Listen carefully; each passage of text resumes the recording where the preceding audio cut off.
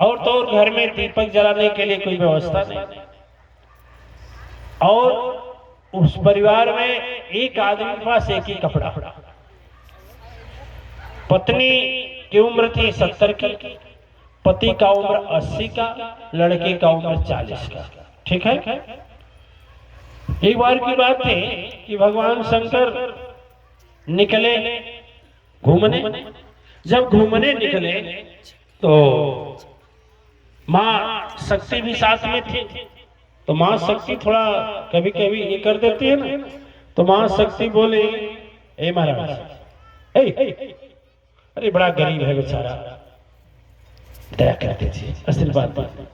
भगवान बोले क्या करें, सब लेते ही नहीं। कहे कैसे ले लेते हैं, चलिए कैसे ले लेंगे। भगवान चले गए।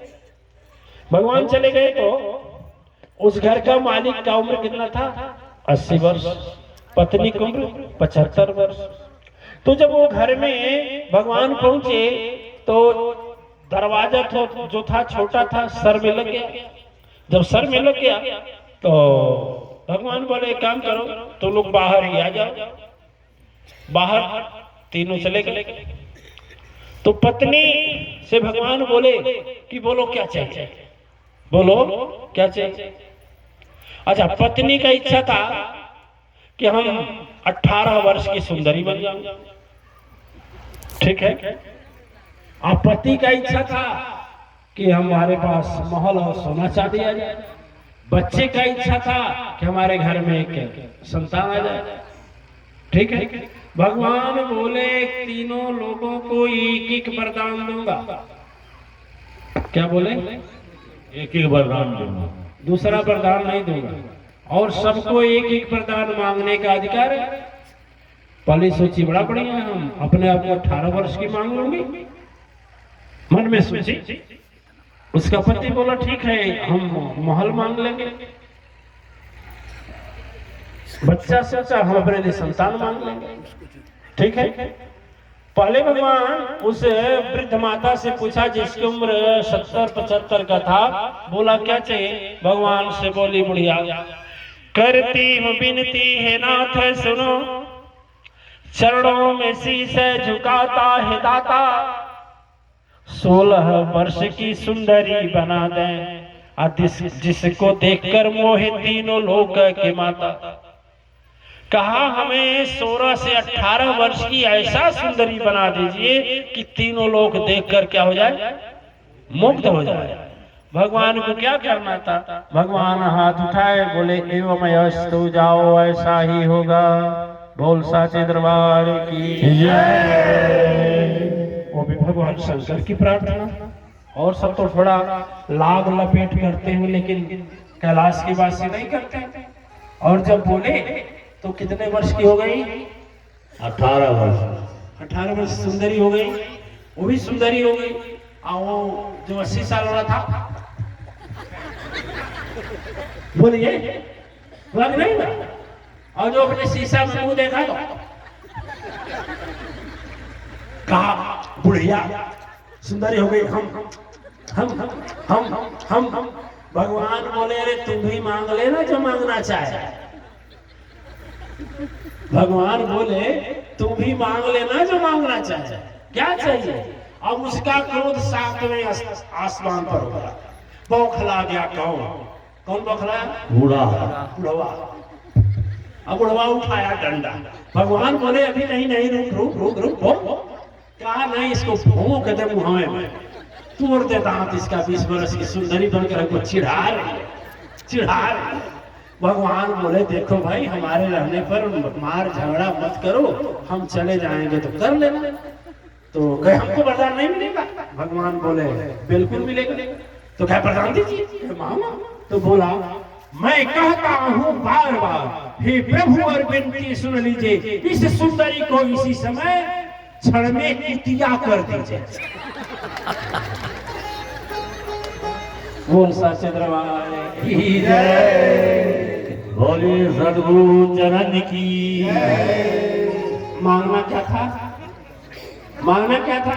महल, सोना चांदी हीरा जवाहरात।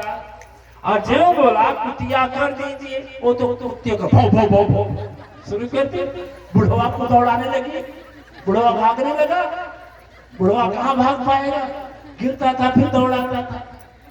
और वो देखा किसकी पारी आई, लड़के की पारी आई, चरणों में गिर गया। भगवान बोले आज भी एक वरदान बाकी है, बोल क्या चाहिए, बोल दे देते हैं। तो कहा कि कृपा तो कीजिए अवनाथ मुझ पर, माँ को तो देखकर गया बयाती, कुतिया से वैसे बना दे हे प्रभुवर, आज ऐसे तो जीवन की शोभा हो पाती। जो उम्र में मेरी मैया सुने प्रभु, उसी रूप में माँ को अब कर दीजिए, यही तो विनती है नाथ सुनो, मेरे वरदान को पूरा कर दीजिए। वो माना कि ठीक है भगवान खुश है, तो मेरी मैया पता नहीं दौड़ा कर मेरे बाप को काट ली तो रेबीज का इंजेक्शन लगेगा, वही पता नहीं करमेश्वर जी रखते ही नहीं रखते, रखते हैं रखते हैं, चलिए तो भला हो जाएगा, नहीं लगवाना पड़ेगा। इसलिए ऐसा करिए ना, क्या करिए, इसको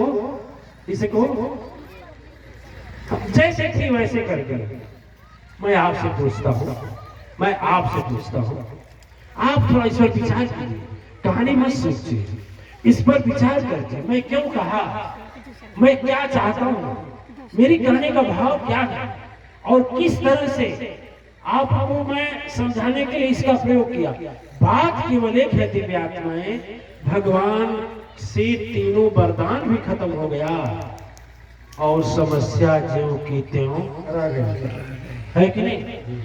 उसी तरह से सदगुरु को हम बनाते हैं, सदगुरु से मंत्र शक्ति लेते हैं, सदगुरु से दिव्य अस्त्र प्राप्त करते हैं, और फिर हम ज्यों के त्यों हो जाते हैं। फिर वही गुरुजी चिलरा बीमार बा तो गुरुजी ढिलवा बीमार बा तो गुरुजी बकरिया फूकतिया तो गुरुजी छेरिया के बुखार भइल बा तो गैया धोवे नहीं देतिया तो भैंसिया, फिर वही दिव्य आत्माएं हम सोचते हैं कि आप इस पर विचार करें कि जो सदगुरु से परम शक्ति सत्ता प्राप्त करके और इस संसार में आने के बाद में फिर आप भी वही पाए, तो संसार में उसमें आप में कोई अंतर।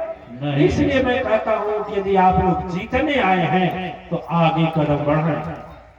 मालती सिन्हा की तरह एक समय मालती सिन्हा तांत्रिकों के चक्कर में थी, लाखों लाख बर्बाद होता था। अब मालती सिन्हा संपूर्ण भारत में कई जगह में जाने जाते हैं, चैतन्य महाप्रभु की तरह, सुखदेव जी महाराज की तरह, दिव्यानंद की तरह। इस तरह से आप लोग अपने जीवन में ज्वलंत करें और जीतने का कार्य करें। यदि ऐसा नहीं करेंगे तो वही देवताओं की हाल होगी। देवताओं की हाल क्या होगी? देवता लोग स्वर्ग तो जाते हैं और जैसे पूरे कर्म भोग लेते हैं फिर धरती पर। अरे दिव्यात्माएं, मैं पूछता हूँ आपसे, पता है क्या किस शरीर छोड़ने के बाद कहाँ भेज दिए जाओगे? पता है? नहीं। कुत्ता बना दिया गया तो, बैल बना दिया गया तो, केकड़ा बना दिया गया तो, हंस बना दिया गया तो, मिर्गा बना दिया गया तो, देखिए कुछ भी बना दिया गया तो उसमें आप कुछ कर नहीं। इसलिए अपना जो भी है सुख या दुख बस किसके हवाले छोड़ो, किसके हवाले? दिल से छोड़ो यार, विश्वास से छोड़ो। विश्वास जब होगा ना, विश्वास होगा ना तो स्वयं धरा नहीं अंबर तक हिल जाएगा। विश्वास होना चाहिए। आप लोग को बहुत हम दृष्टांत बताया, एक सच्ची घटना बताते। हमारे पिताजी तो शरीर में नहीं है लेकिन हमको बताते थे, हमको नहीं हो, ऐसे गांव के बच्चों को बुला लेते थे 8, 10, 20, 25, 50 और जो उनको आता था बताते थे। उस समय हमारी उम्र 6 या 7 की रही होगी। तो एक उन्होंने दृष्टांत बताया, सच्चा बताता आपसे। हमारे पिताजी टीटागढ़ में एक नेशनल जूट मिल है, कुछ लोग टीटागढ़ गए भी हैं, इसमें गए, महाराज जी भी इसमें काम करते हैं। तो उसमें नेशनल कमीशन से नेशनल, तो वहां पर वो सर्विस करते थे। तो एक दरबान साहब थे, दरबान बड़े अच्छे भक्त थे। किसके? मां शक्ति के। जब वो भजन करते थे या पूजा करते थे ना, तो फूल नहीं चढ़ाते थे। यदि अगरबत्ती जलाते थे तो अगरबत्ती जलाने के पहले हाथ नहीं हिलता था, आंख से आंसू चलने लगता था। एक ही शब्द उनके हृदय में आता था, तू है रे भरोसे मोर।